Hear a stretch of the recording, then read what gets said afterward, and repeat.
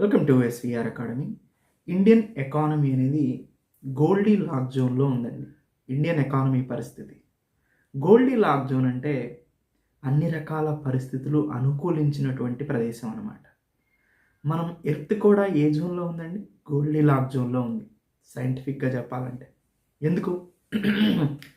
Solar సిస్టంలో earth ఉన్న పొజిషన్ని కొంచెం ముందుకు తీసుకెళ్తే హీట్ పెరుగుతుంది, హాటెస్ట్ ప్లానెట్గా మారుతుంది. అదే ఎర్త్ కొంచెం వెనక్కి జరిగితే కోల్డెస్ట్ ప్లానెట్గా మారుతుంది. ఇది గోల్డీ లాక్ జోన్ సిద్ధాంతం. గోల్డీ లాక్ జోన్లో ఉంది కాబట్టి అటు టూ హాట్ లేదు, ఇటు టూ కోల్డ్ లేదు. హ్యూమన్ ఆర్ ఎనీ బయోడైవర్సిటీ సస్టైనబుల్గా నివసించగలిగేటువంటి వాతావరణ పరిస్థితిని మనం అందిపుచ్చుకున్నాం. దీన్ని గోల్డీ లాక్ జోన్ అంటారు. అలానే ప్రజెంట్ ఇండియన్ ఎకానమీ అనేది గోల్డీ లాక్ జోన్లో ఉంది. అంటే దాని అర్థం ఏంటో తెలుసా? అన్ని అనుకూల పరిస్థితులు ఇండియాకు ఉన్నాయి. ఇప్పుడు ఇటువైపు అన్ఎంప్లాయ్మెంట్ రేటు తక్కువగా ఉంది. అన్ఎంప్లాయ్మెంట్ రేట్ తక్కువగా ఉందంటే జాబ్స్ ఎక్కువగా పొందుతున్నారని అర్థం. సో ఉన్నంతలో జాబ్స్ పొందుతున్నారు compared to previous decades. Inflation rate తక్కువగా ఉంది అంటే ద్రవ్యోల్బణం తక్కువగా ఉంది. వస్తు సేవల యొక్క రేట్లు అందుబాటులో ఉన్నాయి. జీడిపి గ్రోత్ రేట్ ఇంక్రీజ్ అవుతుంది అంటే గ్రాస్ డొమెస్టిక్ ప్రొడక్ట్, స్థూల దేశీయోత్పత్తి పెరుగుదలలో ఉంది.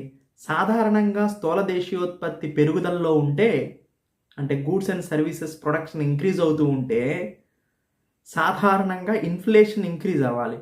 కానీ ఇది ఒక స్టేబుల్ కండిషన్ అనమాట. అందుకనే గోల్డీ లాక్ జోన్ అన్నాం. దీనికి రివర్స్ జరుగుతుంది. జీడిపి ఇంక్రీజ్ అయినప్పటికీ కూడా ఓవర్ హీటింగ్ని కూడా తట్టుకోగలుగుతుంది. ఇన్ఫ్లేషన్ అనేది తక్కువగా ఉంటుంది జీడిపి గ్రోత్ రేట్ ఇంక్రీజ్ అయినప్పటికీ కూడా. ఇది ఒక ఇంపార్టెంట్ ఆస్పెక్ట్. సో అంటే అన్ని రకాల పరిస్థితులు కూడా భారతదేశ ఆర్థిక వ్యవస్థని అనుకూలించడం వల్ల జీడిపి గ్రోత్ రేట్ ఇంక్రీజ్ అయింది, ఇన్ఫ్లేషన్ తగ్గింది, అన్ఎంప్లాయ్మెంట్ తగ్గింది, జాబ్ క్రియేషన్ ఇంక్రీజ్ అయింది, అండ్ ఇన్ఫ్రాస్ట్రక్చర్ పుష్ ఉంది ఓవరాల్గా చెప్పాలంటే. So government capital expenditure increase అయింది. ప్రైవేట్ క్యాపిటల్ ఎక్స్పెండిచర్ అంత అనుకున్నంత ఇంక్రీజ్ కాకపోయినప్పటికీ కూడా ఇట్ టేకెన్స్ ప్లేస్. సో ఇలాంటి ఇంపార్టెంట్ ఇండికేటర్స్ అనేవి ఇండియన్ ఎకానమీ గోల్డీ లాక్ జోన్లో ఉంది అని తెలియజేస్తున్నాయి. ఆ గోల్డీ లాక్ జోన్లో ఉన్న పరిస్థితుల్ని ఒక్కొక్క దాన్ని మాట్లాడుకుంటూ వెళ్దాం. ఫస్ట్, గ్లోబల్ హెడ్విండ్స్ చాలా స్ట్రాంగ్గా ఉన్నాయి, చాలా వ్యతిరేకంగా ఉన్నాయి. ఈవెన్ ట్రంప్ యొక్క టరీఫ్స్ మన మీద ఇంతగా విధించినప్పటికీ, uncertainty conditions, Russia Ukraine war and other global uncertainties, దీన్నే గ్లోబల్ హెడ్విండ్స్ మనకు ఆపోజిట్గా ఉన్నప్పటికీ కూడా మనం సస్టైన్ అవ్వగలుగుతున్నాము అంటే that is the beauty of Indian economy. ఇలా గ్లోబల్ హెడ్విండ్స్ ఉన్నప్పటికీ కూడా ఇండియా యొక్క జీడిపి గ్రోత్ రేట్ అన్ని దేశాల కన్నా కూడా మనమే టాప్ పొజిషన్లో ఉన్నాం. మన తర్వాత చైనా 4.8% ఉంది. ప్రజెంట్ మనం 6.8 to 7% గ్రోత్ రేట్తో గ్రో అవుతూ ఉన్నాం. వరల్డ్లో జీడిపి గ్రోత్ రేట్లో హైయెస్ట్ ఉన్నటువంటి కంట్రీ ఇండియా, దాని తర్వాత చైనా ఉంది. చైనా 4.8%తోనే గ్రోత్ అవుతుంది. అంటే దాని అర్థం ఏంటండి? భారతదేశం దగ్గర, చైనా దగ్గర కన్నా కూడా భారతదేశం దగ్గర ఎక్కువ మనీ ఉందని కాదు దాని అర్థం. దాని అర్థం ఏంటంటే ప్రీవియస్ ఇయర్తో కంపారిజన్ చేస్తే ఈ ఇయర్ ఎంత ఎక్కువ సంపాదించుకుంది అనేది జీడిపి గ్రోత్ రేట్. గ్రోత్ రేట్ని ఎట్ట కాలిక్యులేట్ చేస్తామండి? Final value minus initial value by initial value into 100 వేస్తే మనకి గ్రోత్ రేట్ వస్తుంది. అవును. సో అట్లనే మన గ్రోత్ రేట్ 6.8% ఉందనుకోండి, 7% ఉందని అనుకుందాం.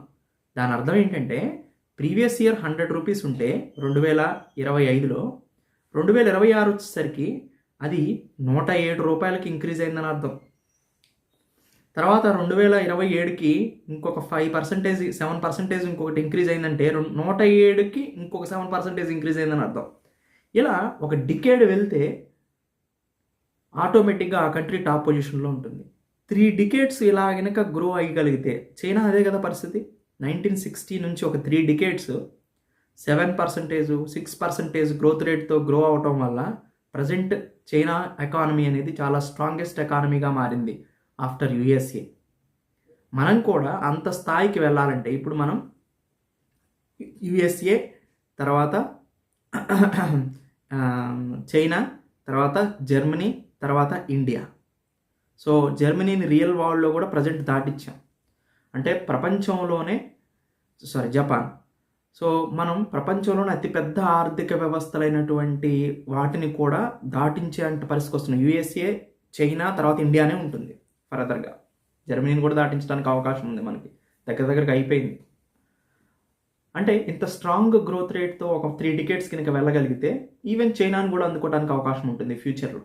సో కాకపోతే స్ట్రాంగెస్ట్ గ్రోత్ రేట్ అనేది most important. GDP growth rate, real growth rate.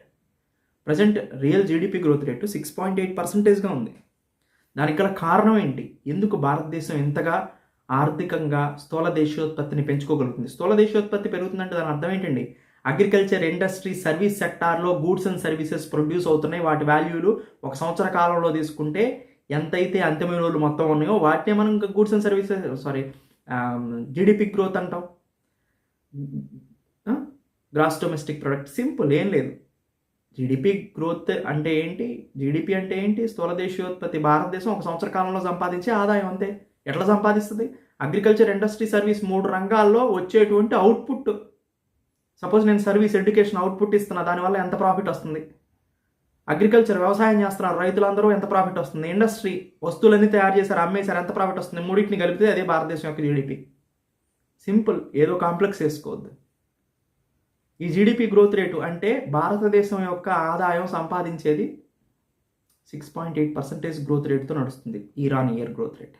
ఓకేనండి. దీనికి గల కారణం ఏంటి? భారతదేశం వస్తు సేవలను ఇంతగా ఉత్పత్తి చేయడానికి గల కారణం ఏంటంటే, ఉత్పత్తి చేస్తేనే సరిపోదండి, వాటిని కన్జంప్షన్ చేసినప్పుడు, కొన్నప్పుడు మాత్రమే కదా లాభాలు పొందగలిగేది. స్ట్రాంగ్ డొమెస్టిక్ డిమాండ్ ఉందండి. ఎందుకు? లార్జ్ పాపులేషన్, ఎక్కువ జనాభా ఉంటాం, మిడిల్ క్లాస్ బాగా పెరిగిపోతుంది ఇండియాలో. ఇది కన్జంప్షన్ని సపోర్ట్ చేస్తుంది. సపోజ్ యునైటెడ్ స్టేట్స్ ఆఫ్ అమెరికాని తీసుకున్నామండి. వాళ్ళు ఎప్పుడూ బాగా డెవలప్ అయ్యారు. అందరూ ఇల్లులు కనుక్కున్నారు. ఆ ఇంట్లలో అందరికీ కంప్యూటర్స్ ఉన్నాయి, అందరికీ ఫోన్స్ ఉన్నాయి, అందరికీ బెడ్స్ ఉన్నాయి, అందరికీ సోఫాలు ఉన్నాయి, అందరికీ టీవీలు ఉన్నాయి, మళ్ళీ కొత్తగా కొనే అందరికీ ఏసీలు ఉన్నాయి. కొత్తగా కొనే పని లేదు కదా. అంటే తయారు చేసిన వస్తువులు వాళ్ళు అమ్ముకోవటం చాలా కష్టం యుఎస్ఏలో. ఆ కంపెనీలు మనలాంటి ఇండియా, చైనా లేకపోతే గ్రోయింగ్ కంట్రీస్లోకి వెళ్ళి వాళ్ళ సరుకులు అమ్ముకోవడానికి కారణం అదే.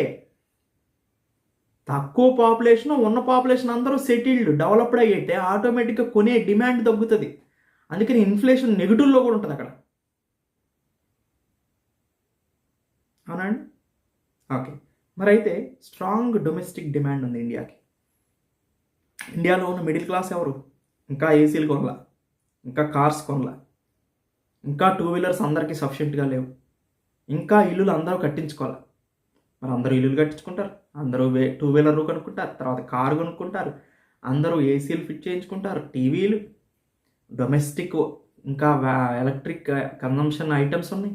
ఇవన్నీ కొనటానికి రెడీగా ఉన్నారు ఇంకా మిడిల్ క్లాస్, లార్జ్ పాపులేషన్ కాబట్టి. కొంటా ఉంటే ఏమవుద్దండి? కొంటా ఉంటే ఆ కంపెనీ ఇంకా ప్రొడ్యూస్ చేయాలి.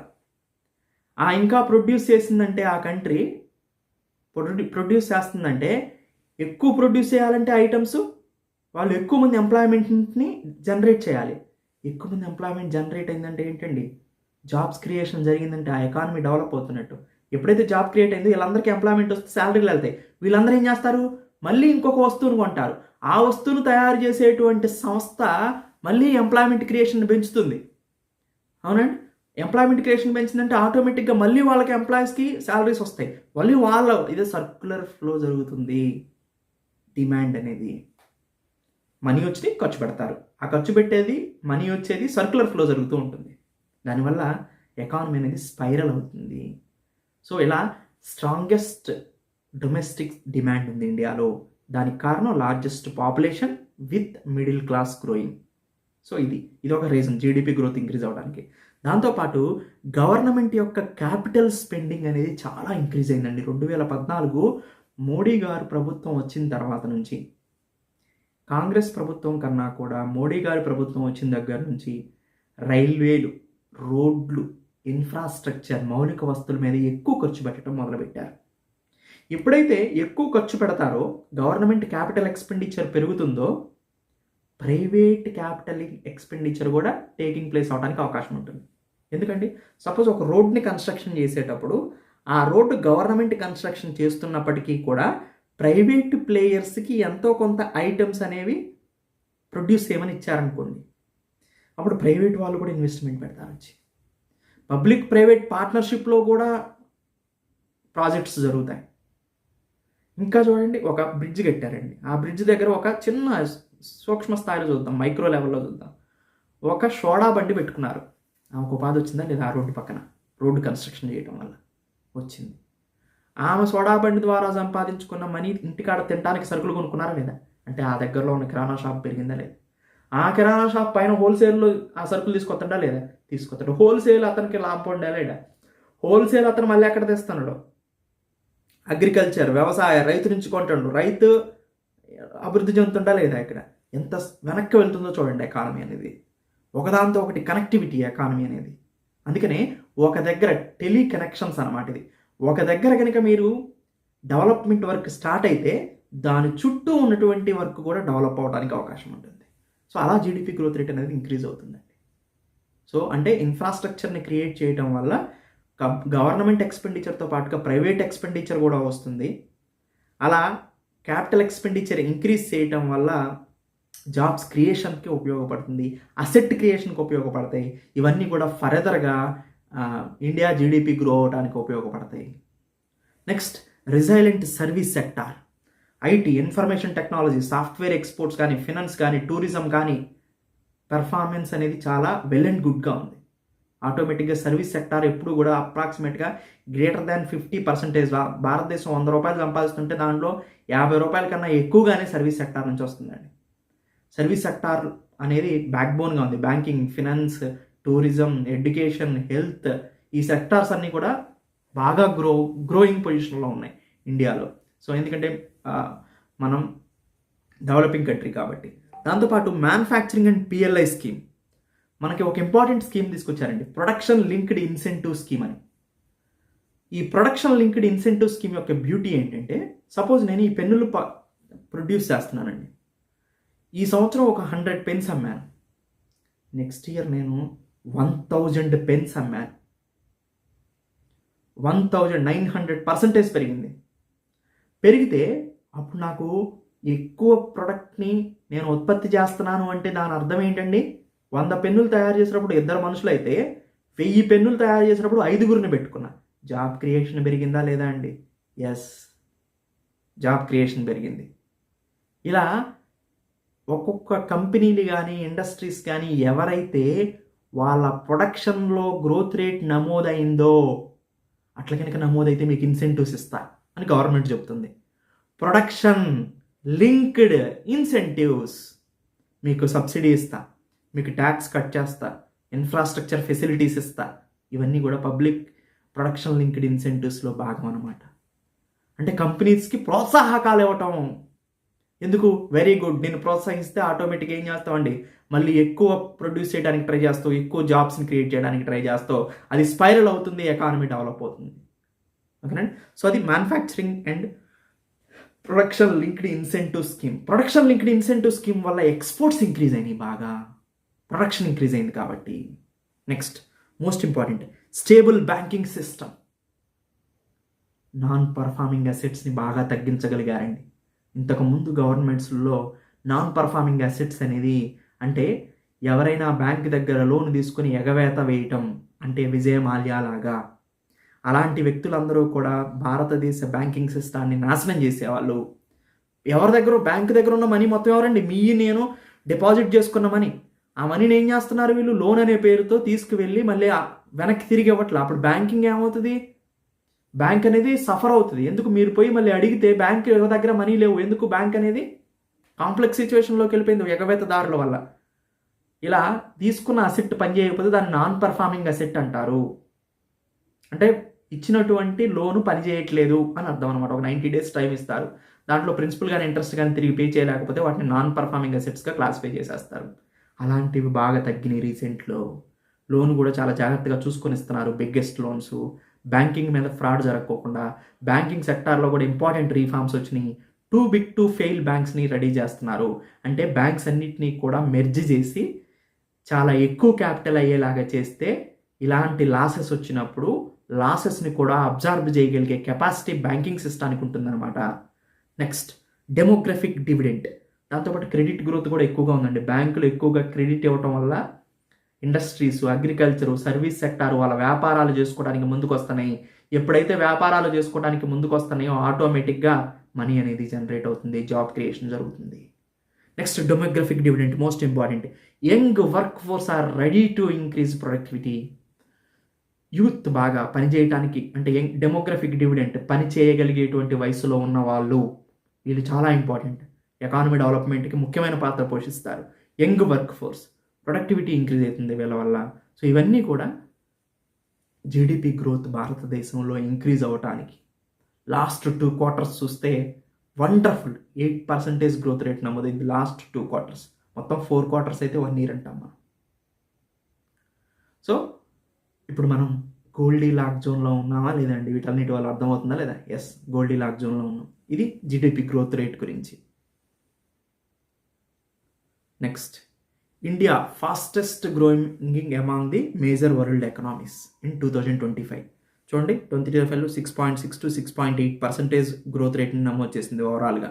చైనా ఓన్లీ 4.8% గ్రోత్ రేట్తోనే ఉంది. దాని తర్వాత Brazil 2.4, United states of America 2% growth rate. దాని తర్వాత Japan 1.1% only, south Korea 1.1, south Africa 1.1, south Korea 0.9. అంటే హైయెస్ట్ స్థూల దేశీయోత్పత్తిని నమోదు చేస్తున్నటువంటి కంట్రీ ఇండియా. ఇండియా మాత్రమే హైయెస్ట్ జీడిపి గ్రోత్ రేట్ని కలిగి ఉన్నటువంటి కంట్రీ అనమాట. దానికి కారణం ఇందాక ఆల్రెడీ చూసాం, స్ట్రాంగెస్ట్ డొమెస్టిక్ డిమాండ్. భారతదేశం లోపలే ఎక్కువ మంది, ఈవెన్ ట్రంప్ టరిఫ్స్ విధించినప్పటికీ కూడా, మనం ఎక్స్పోర్ట్స్ తగ్గినప్పటికీ కూడా మనం సస్టైనబుల్గా ఉండటానికి కారణం ఏంటో తెలుసా? ప్రొడ్యూస్ చేసిన వస్తువులు మన భారతదేశం వాళ్ళు కొనటమే జరుగుతుంది. Strongest domestic support demand. ముఖ్యంగా ఫాస్ట్ మూవింగ్ కన్జ్యూమర్ గుడ్స్.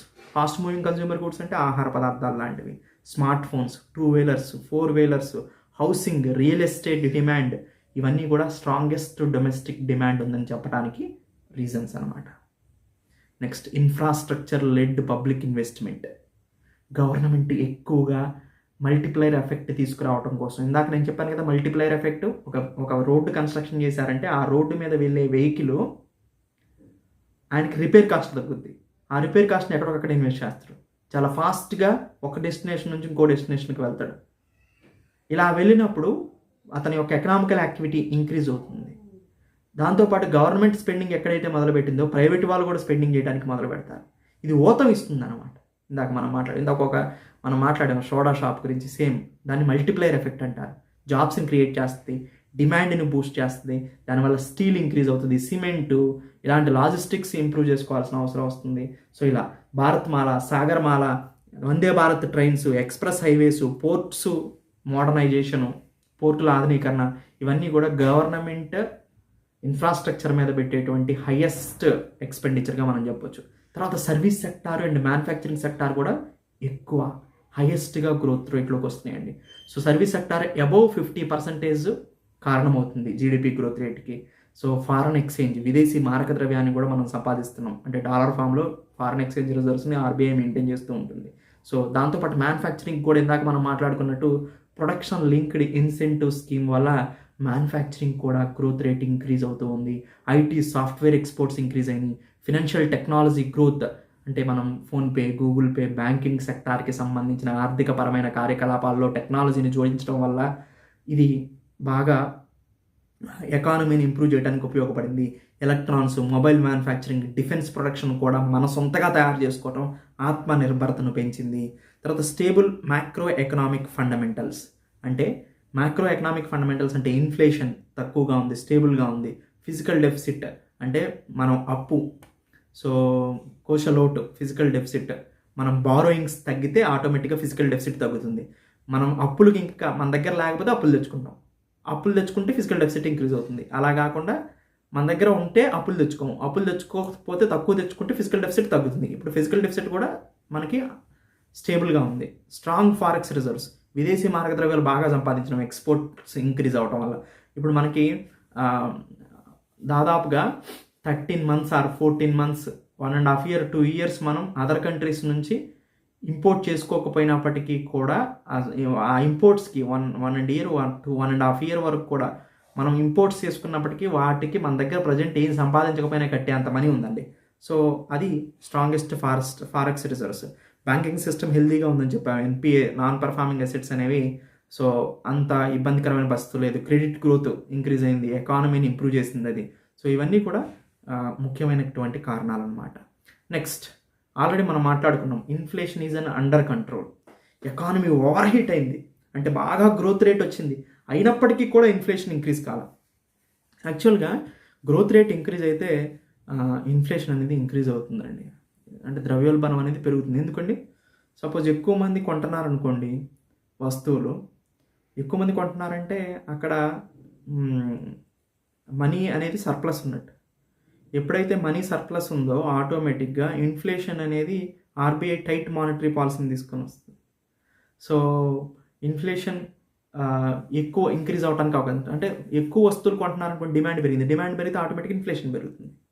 అవునండి, ఎక్కువ మంది కొంటున్నాం అండి, ఈ పెన్ను ట్యాబ్స్ ఇవన్నీ కొంటున్నాం, వీటి రేట్లు ఏమవుతాయండి, ఎక్కువ మంది కొంటున్నారు కాబట్టి డిమాండ్ ఉందని అర్థం చేసుకొని ప్రైస్ ఇంక్రీజ్ చేస్తారు. ఇర్రెస్పెక్టివ్ ఆఫ్ జీడిపి గ్రోత్, అంటే ఎక్కువ మంది కొంటున్నప్పటికీ కూడా ఇన్ఫ్లేషన్ తక్కువగా మెయింటైన్ చేయడానికి ఆర్బీఐ ఇక్కడ కారణం.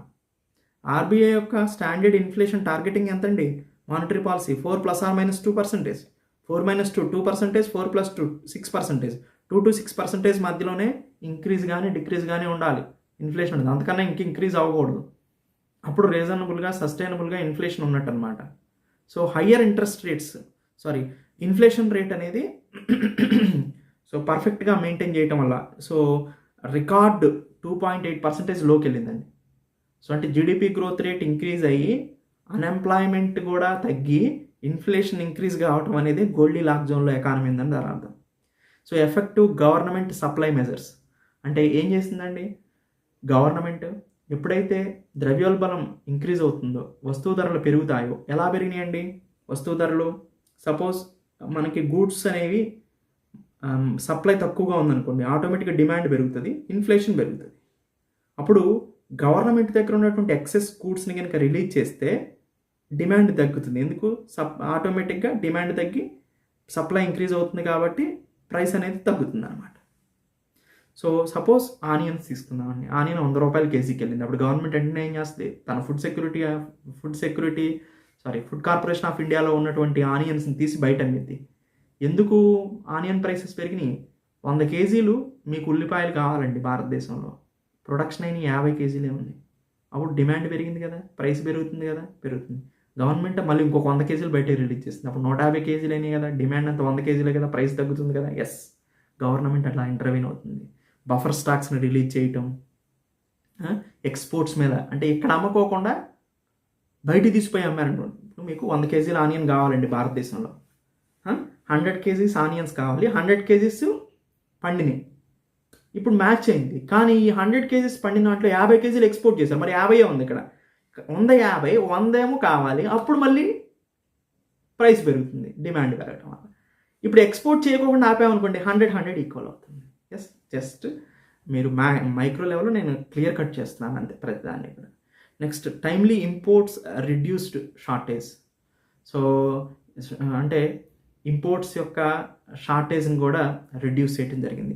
ఆర్బీఐ టైట్ మానిటరీ పాలసీని తీసుకొచ్చింది. ఇంట్రెస్ట్ రేట్స్ ఇంక్రీజ్ చేస్తే ఆటోమేటిక్గా మనీ సప్లై తగ్గుతుంది, మనీ సప్లై తగ్గితే ఆటోమేటిక్గా డిమాండ్ తగ్గుతుంది, డిమాండ్ తగ్గితే ప్రైస్ తగ్గడానికి అవకాశం ఉంటుంది. తర్వాత ఫుడ్ ఇన్ఫ్లేషన్ ముఖ్యంగా తగ్గిందండి, అంటే అగ్రికల్చర్ అవుట్పుట్ బాగా ఇంక్రీజ్ అవడంతో సప్లై ఇంక్రీజ్ అయింది, కూరగాయల రేట్లు తగ్గినాయి, fast moving consumer goods rate కూడా తగ్గడానికి గల కారణం మంచి మాన్సూన్, వర్షాలు బాగా కురిసినాయి, పంటలు బాగా పండినాయి, ఆటోమేటిక్గా అన్నీ కూడా ఇంక్రీజ్ అయినాయి అనమాట. వెజిటేబుల్స్, సెరల్స్, పల్సెస్, సో అంటే పప్పు ధాన్యాలు, కూరగాయలు, చిరుధాన్యాలు ఇవన్నీ కూడా బాగా పండటం వల్ల సప్లైకి డిమాండ్కి తగ్గ సప్లై ఉంది, ఆటోమేటిక్గా ప్రైస్ ఇంక్రీజ్ అవడానికి అవకాశం లేదు. So supply chain and logistics improve అయినాయి, మనం ఇందాక అన్నట్టు బెటర్ ఇన్ఫ్రాస్ట్రక్చర్ ఉంది, సో టైమ్లీ ట్రాన్స్పోర్టేషన్ అందుబాటులో ఉంది. గ్లోబల్ కమోడిటీస్ ప్రైసెస్ ఫాల్ అయినాయి, అంటే లైక్ క్రూడ్ ఆయిల్ ప్రైసెస్ అనేవి తగ్గటం, రష్యా నుంచి మనకి ఈజీగా క్రూడ్ ఆయిల్ని తెచ్చుకునే వసతి కలగటం, కరెన్సీ స్వాప్ అగ్రిమెంట్ ద్వారా రూపీస్లోనే చెల్లించి అలాంటివన్నీ కూడా మనకు ఉపయోగపడతాయి. ట్రాన్స్పోర్ట్ అండ్ మ్యానుఫ్యాక్చరింగ్ కాస్ట్లు బాగా తగ్గినాయండి. దానికి కారణం మంచి ఇన్ఫ్రాస్ట్రక్చర్ ప్రొవైడ్ చేయడంలో రోడ్లు బాగున్నాయి కాబట్టి ఇతని డీజిల్ కన్సంప్షన్ తగ్గుద్ది, ట్రాన్స్పోర్ట్ కాస్ట్ తగ్గుద్ది, ఆటోమేటిక్గా ఎండ్ యూజర్కి ట్రాన్స్పోర్టేషన్ కాస్ట్ తగ్గడం వల్ల గూడ్స్ ప్రైస్ తగ్గుతాయి. గూడ్స్ తక్కువ ప్రైస్కి వస్తే ఎక్కువ మంది కొంటున్నారంటే ఇతని బిజినెస్ నడుస్తుంది. సో ఇలా మనం ఎంతైనా మాట్లాడుకోవచ్చు అండి ఎకానమీ అనేది. సో చాలా సింపుల్ వేస్లో, ఏదో కాంప్లికేటెడ్ కాకోకుండా. ఓకే, తర్వాత అన్ఎంప్లాయ్మెంట్ రేట్ అనేది 4.9% దగ్గర స్టాగ్నెంట్గా ఉందండి. సో 2023 నుంచి కూడా అన్ఎంప్లాయ్మెంట్ రేట్ పెరగలేదు. కోవిడ్ ఎకానమీ కూడా రికవరీ అయింది. అన్ఎంప్లాయ్మెంట్ సిచ్యువేషన్ కోవిడ్లో వచ్చినప్పటికీ కూడా మళ్ళీ అది అబ్జర్వ్ చేసుకుంది జాబ్ లాసెస్ని 2023లో. అంటే 2023 తర్వాత అన్ఎంప్లాయ్మెంట్ రేట్ కూడా అంతగా ఎక్కువగా లేదు, నిరుద్యోగిత రేటు కూడా అంతగా ఎక్కువ లేదు. అంటే నిరుద్యోగిత అంటే ఏంటండి, జాబ్ కోసం ప్రయత్నం చేసి వాళ్ళకి కనుక జాబ్స్ లేకపోతే వాళ్ళని అన్ఎంప్లాయ్ అంటారనమాట. Infrastructure led job creation most important. ఇప్పుడు ఎక్కువగా ఇన్ఫ్రాస్ట్రక్చర్, రోడ్లు, రైల్వేలు, ఎయిర్వేస్, కొత్త ఎయిర్పోర్ట్స్ మనం చూసాం భోగాపురం ఆంధ్రప్రదేశ్లో. ఇలాంటి కొత్తవన్నీ కూడా ఇన్ఫ్రాస్ట్రక్చర్ గవర్నమెంట్ ఎక్స్పెండిచర్ పెంచడం వల్ల ఆటోమేటిక్గా లేబర్ ఇంటెన్సివ్ మార్కెట్ తయారైంది. సో ఎక్కువ మంది జాబ్స్ని క్రియేట్ చేయగలుగుతున్నారు. సో దానివల్ల ఇన్ఫ్రాస్ట్రక్చర్ లెడ్ జాబ్ గ్రోత్ అనేది ఇంక్రీజ్ అయింది. తర్వాత సర్వీస్ సెక్టార్ అనేది గ్రోత్ పొజిషన్లో ఉంది. 50% కన్నా ఎక్కువ సర్వీస్ సెక్టార్, ముఖ్యంగా tourism, health care, logistics, information technology, ఇవన్నీ కూడా న్యూ జాబ్స్ని క్రియేట్ చేసినాయి. ముఖ్యంగా గిగ్ జాబ్స్, అర్బన్ యూత్కి అన్ఎంప్లాయ్మెంట్ రాకోకుండా స్విగ్గీ, జొమాటో, తర్వాత ఓలా, ఊబర్ ఇలాంటి గిగ్ వర్కర్స్ ఉన్నారు కదా, వీళ్ళు బెనిఫిట్ పొందారు, ఈ గిగ్ వర్కర్స్ అనేవాళ్ళు. సో దానివల్ల అర్బన్ యూత్ అన్ఎంప్లాయ్మెంట్ పొజిషన్ నుంచి తప్పించుకోగలిగారు.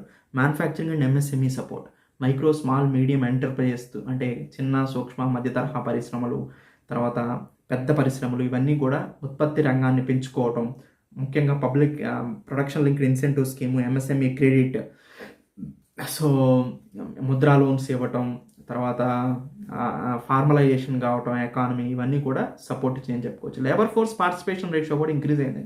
Women participation, youth participation increase అయింది. ప్రొడక్టివిటీలో వాళ్ళు కూడా అవకాశాన్ని కల్పించారు. దాంతో అన్ఎంప్లాయ్మెంట్ రేట్ కూడా తగ్గినట్టు అయిందనమాట. సో ఇవన్నీ కూడా మోస్ట్ ఇంపార్టెంట్ పాయింట్స్ అండి. సో అందుకనే మనం గోల్డీ లాక్ జోన్లో ఉన్న ఇండియన్ ఎకానమీ ప్రజెంట్ అన్నీ చక్కగా సక్రమంగా ఉండటం వల్ల భారతదేశ ఆర్థిక వ్యవస్థకి శుభ పరిణామం ఇది. High stable economic growth rate ఉంది. 6.5 to 7% గ్రోత్ రేట్తో ముందుకెళ్తుంది. సో నెయిదర్ ఓవర్ హీటింగ్ నార్ స్టాగ్నేషన్, బాగా ఓవర్ హీట్ అవ్వట్లేదు, అలా అని నెగిటివ్లోకి వెళ్ళట్లేదు, స్టేబుల్గా గ్రో అవుతుంది. లో అండ్ కంట్రోల్డ్ ఇన్ఫ్లేషన్, ఇందాక మనం మాట్లాడుకున్నాం, ద్రవ్యోల్బణం కంట్రోల్గా ఉంది. 2.8% with in the RBI limit of 2 ± 4% లిమిట్లోనే ఇది ఉంది. స్టేబుల్ అన్ఎంప్లాయ్మెంట్ రేట్ మనం మాట్లాడుకున్నాం, 4.9% నిరుద్యోగిత రేట్తో స్టేబుల్గా ఉంది. 2023 నుంచి 2025 వరకు నిరుద్యోగిత అనేది పెరగలేదు. Balanced monetary policy, RBI controlled inflation చేయటం వల్ల, so monetary policy, bimonthly monetary policy 2 monthsకి ఒకసారి ఆర్బీఐ మానిటరీ పాలసీని రిలీజ్ చేస్తుంది. సో ఇది పర్ఫెక్ట్గా సక్సెస్ అయిందని చెప్పుకోవచ్చు. So growth driven by investment, not excess credit. So investment, government expenditure increase చేయటం, క్యాపిటల్ ఎక్స్పెండిచర్ని. సో కన్జంప్షన్ బబుల్ లేకపోయినప్పటికీ కూడా స్ట్రాంగ్ క్యాపిటల్ ఇన్వెస్ట్మెంట్ ఉండటం వల్ల, సో గవర్నమెంట్ చేసినటువంటి ఎక్కువ మూలధన పెట్టుబడులు పెట్టడం వల్ల, క్యాపిటల్ ఎక్స్పెండిచర్ ఇంక్రీజ్ చేయడం వల్ల అసెట్ క్రియేట్ అయింది, జాబ్ క్రియేషన్ జరిగింది. ఇది లాంగ్ టర్మ్లో సస్టైనబుల్ ఎకానమీకి ఎగ్జాంపుల్ అనమాట. స్ట్రాంగ్ మ్యాక్రోఎకనామిక్ ఫండమెంటల్స్, అంటే ఫారెక్స్ రిజర్వ్స్ హైయెస్ట్గా ఉన్నాయి విదేశీ మారక ద్రవ్య నిల్వలు, ఎందుకంటే మనం ఎక్స్పోర్ట్స్ ఇంక్రీజ్ అయినాయి ఈ మధ్యకాలంలో, అలానే ఇంపోర్ట్స్ కూడా ఇంక్రీజ్ అయినాయి. ఫిజికల్ డెఫిసిట్, అంటే మనం తెచ్చుకునే అప్పులు తగ్గినాయి. అప్పులు తగ్గుతున్నాయి అంటే దాని అర్థం ఏంటండి, డొమెస్టిక్ అంటే మనం ఆటోమేటిక్గా సంపాదిస్తున్నాం, తక్కువ సంపాదించి ఎక్కువ ఖర్చు పెడితే అప్పు ఎక్కువ అవుతుంది. మనం ఆ ఖర్చు పెట్టే అంతకు దగ్గరగా సంపాదిస్తే తక్కువ అప్పు అవుతుంది. సో ఫిజికల్ డెఫిసిట్ అనేది మేనేజబుల్ స్థాయిలో ఉంది. స్ట్రాంగ్ బ్యాంకింగ్ సిస్టమ్ ఎక్సలెంట్గా పర్ఫామ్ చేస్తుంది. నాన్ పర్ఫార్మింగ్ అసెట్స్ అనేవి చాలా తక్కువగా ఉన్నాయి. సో ఏది వచ్చినా కానీ షాక్ అబ్జార్బింగ్ పొజిషన్లో ఎకానమీ ఉండటం కూడా మ్యాక్రో ఎకనామిక్ ఫండమెంటల్స్ ఒక భాగం అనమాట. సో ఇవన్నీ ఇండికేటర్స్ చూసిన తర్వాత ఇండియా అనేది గోల్డీ లాక్ జోన్లో ఉంది అనేది మనకి క్లియర్ కట్గా అర్థమవుతుందండి. సో ఇది ఫైనల్ నోట్ అనమాట, ఇండియా అనేది గోల్డీ లాక్ జోన్లో ఉంది. సో ఎకానమీ క్లాసెస్ని ఇంత డీటెయిల్డ్గా మనం తీసుకెళ్తూ ఉంటామండి. కరెంట్ ఎకానమీ, గ్రూప్ 1కి మెయిన్స్ ఆన్సర్ రైటింగ్కి, కరెంట్ అఫైర్స్లో ఇవే మనకి ఎగ్జామ్లో ఎక్కువగా వస్తాయండి, స్టాండర్డ్ కన్నా కూడా. అందుకనే వీటి మీద ఇంత దృష్టి పెడతాం. ఫర్దర్గా 2026లో మనం ఇంకా ఎక్కువగా డీప్గా మాట్లాడుకోవాలనేది నిర్ణయించుకోవడం జరిగింది. కరెంట్ అఫైర్స్లో కానీ, కరెంట్ అఫైర్స్ బ్యాక్వర్డ్ లింకేజ్లో కానీ, లేదా గ్రూప్ 1కి సంబంధించినటువంటి మెయిన్స్ ఆన్సర్ రైటింగ్లో కానీ మీరు ఈసారి 2026లో అత్యున్నతమైనటువంటి పొజిషన్లోకి వెళ్ళాలి అనే ఉద్దేశంతో మీరు నేను కలిసి కష్టపడదాం, విజయాన్ని సాధిద్దాం. Thank you.